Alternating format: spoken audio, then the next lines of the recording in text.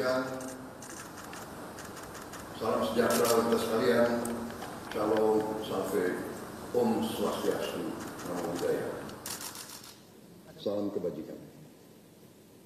Pada siang hari ini, tanggal 17 Februari 2025, baru saja saya pimpin rapat kabinet terbatas bersama Menteri-Menteri Perekonomian Kabinet Merah Putih. Kita telah membahas perkembangan ekonomi, saya diberi update, saya diberi laporan perkembangan oleh Menteri Perekonomian. Saya sangat gembira bahwa perekonomian kita terkendali, inflasi kita salah satu terendah saat ini. Perekonomian, saya sangat gembira bahwa perekonomian kita terkendali, inflasi kita salah satu terendah saat ini di dunia.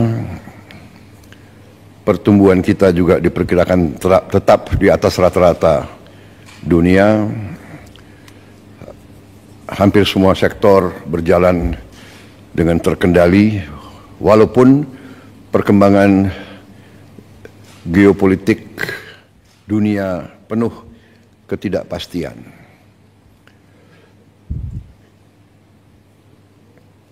Namun, ketahanan ekonomi kita cukup tangguh.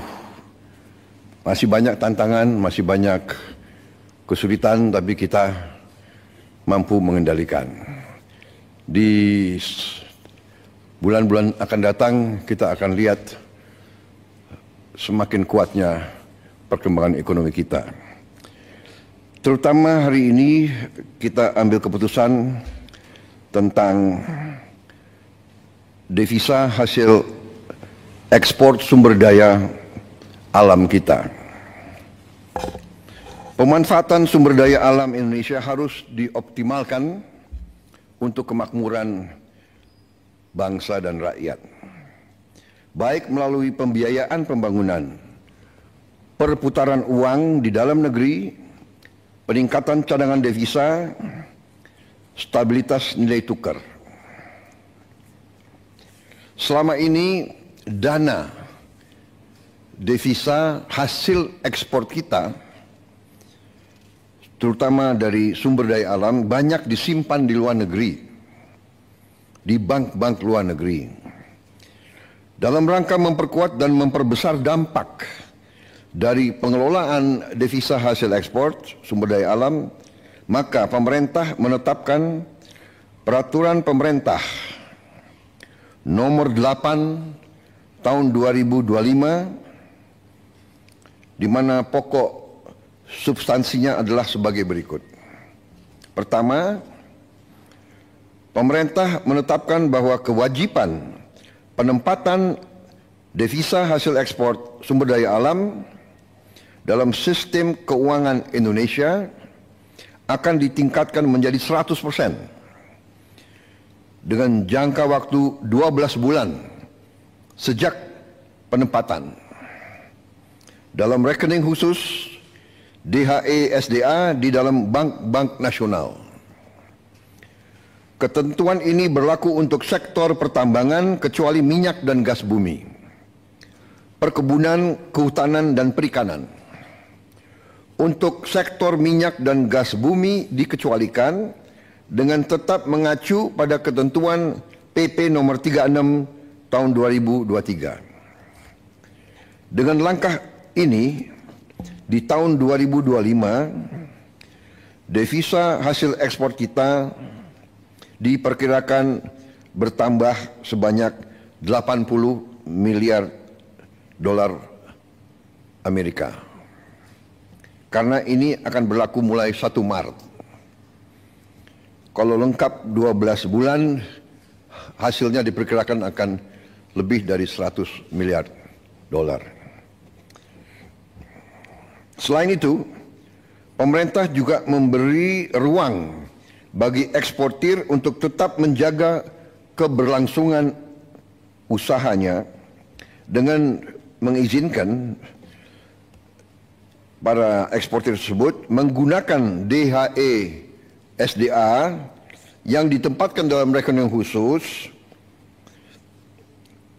untuk penggunaan sebagai berikut. 1. Penukaran ke rupiah di bank yang sama untuk menjalankan kegiatan operasional dan menjaga keberlangsungan usahanya.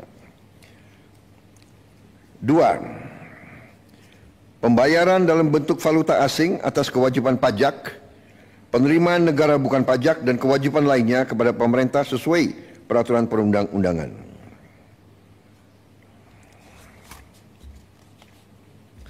3. Pembayaran dividen dalam bentuk valuta asing. 4. Pembayaran untuk pengadaan barang dan jasa berupa bahan baku, bahan penolong atau barang modal yang belum tersedia, tidak tersedia, tersedia namun hanya sebagian, tersedia tapi spesifikasinya tidak memenuhi di dalam negeri dalam bentuk valuta asing. 5. Pembayaran kembali atas pinjaman untuk pengadaan barang modal dalam bentuk valuta asing. Selanjutnya, dalam pasal ini telah diatur pula penerapan sanksi administratif berupa penangguhan atas pelayanan ekspor bagi yang tidak melaksanakan peraturan pemerintah ini. Selanjutnya, pengaturan kewajiban penempatan DHE SDA terhadap komoditas sektor pertambangan minyak dan gas bumi tetap mengacu kepada PP nomor 36 tahun 2023. Ketentuan masa berlaku ditetapkan pada tanggal 1 Maret 2025. Dan selanjutnya, pemerintah akan terus menerapkan kebijakan-kebijakan strategis untuk mendorong pertumbuhan ekonomi kita. Saudara-saudara sekalian, dalam kuartal pertama tahun ini,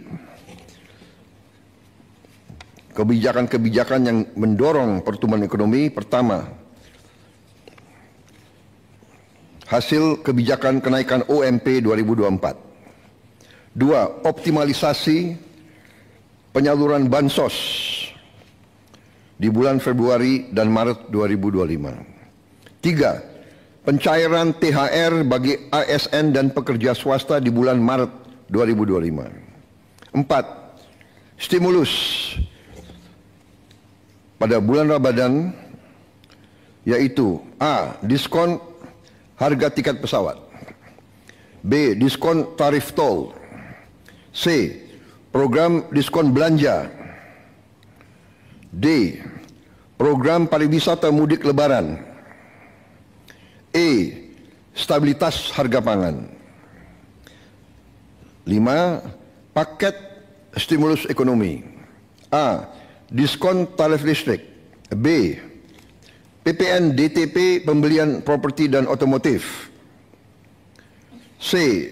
PPN BM DTP otomotif, elektronik vehicle dan hibrida, D. Subsidi pajak DTP motor listrik, E. PPH DTP sektor padat karya. 6. Optimalisasi program makan bergizi gratis. 7. Optimalisasi penyaluran KUR. 8. Panen padi terrealisasi secara optimal, di mana sudah ada laporan bahwa produksi beras kita meningkat secara signifikan. Saudara-saudara, juga kebijakan-kebijakan yang mendorong daya saing untuk transformasi ekonomi kita. Yang pertama tentunya program makan bergizi gratis yang diperkirakan akan meningkatkan pertumbuhan di seluruh daerah-daerah di negara kita, karena uang berputar di desa, di kecamatan, di kabupaten.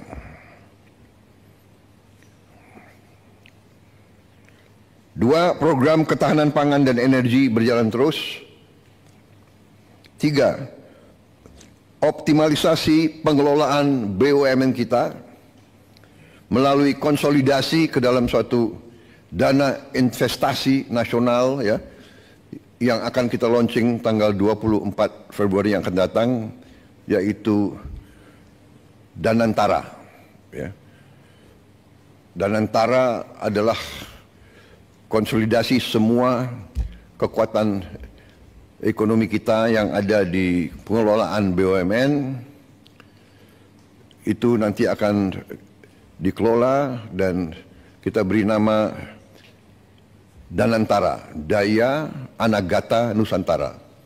Daya artinya energi, kekuatan, Anagata masa depan, Nusantara tanah air kita.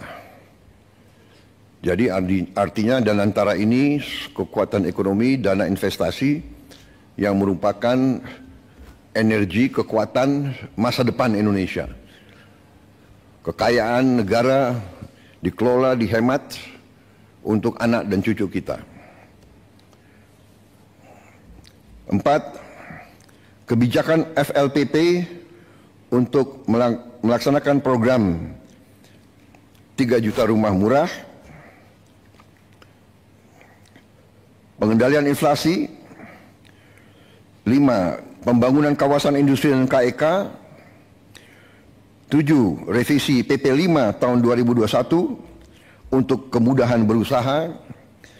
8. Keberlanjutan tax holiday dan tax allowance untuk menjaga iklim investasi. 9. Tadi yang sudah kita umumkan kebijakan tentang DHE SDA. 10. Kita akan bentuk bank emas. Jadi selama ini kita tidak punya bank untuk emas kita. Tidak ada di Indonesia. Jadi emas kita banyak ditambang dan mengalir ke luar negeri. Kita ingin sekarang punya bank khusus untuk emas di Indonesia. Insya Allah kita akan resmikan tanggal 26 Februari. Ini saya kira pertama kali ya di Republik kita. Kita terus akan perbaiki penghapusan buku tagih utang macet bagi UMKM. Tentunya juga ada kebijakan internasional kita, yaitu bahwa Indonesia bergabung ke BRICS. Sudah dinyatakan bahwa kita diterima di BRICS. Ya, ini sedang prosesnya, transisinya sedang berjalan. Kita juga akan menyelesaikan perjanjian SEPA, singkatan SEPA, Comprehensive Economic Partnership Agreement. Intinya adalah semacam free trade ya, free trade area, saling menurunkan tarif bagi barang-barang kedua pihak.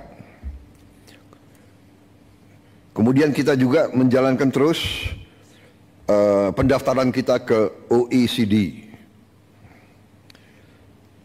Yang terakhir kita juga ingin secepatnya menyelesaikan kerjasama Indonesia kita, Indonesia, Uni Eropa, SEPA juga, Comprehensive Economic Partnership Agreement. Jadi saudara-saudara, demikian hasil daripada ratas hari ini. Padahal ini adalah pekerjaan berminggu-minggu yang dilaksanakan oleh Menko dan semua menteri, dan kita bahas sebetulnya sudah berkali-kali, tapi hari ini kita rangkumkan dan kita putuskan, dan sudah saya tanda tangan peraturan pemerintah tersebut nomor 8 tahun 2025, dan hari ini kita umumkan ke publik. Saya kira demikian saudara-saudara, kita bersyukur kita bisa memberi yang terbaik kepada bangsa dan rakyat. Kesulitan pasti ada, hambatan pasti ada, tantangan pasti ada, tapi dengan kerjasama yang baik di antara semua pihak, dengan niat yang tulus, dengan orientasi kita hanya kepada kepentingan bangsa dan rakyat, dan berpegang teguh kepada Undang-Undang Dasar 1945, insya Allah kita akan mencapai keberhasilan. Kita akan menjadi semakin kuat di bulan-bulan dan tahun-tahun mendatang. Terima kasih. Wassalamualaikum warahmatullahi wabarakatuh. Salam sejahtera bagi kita sekalian. Om Santi Santi Santi Om. Namo Buddhaya. Selesai. Terima kasih.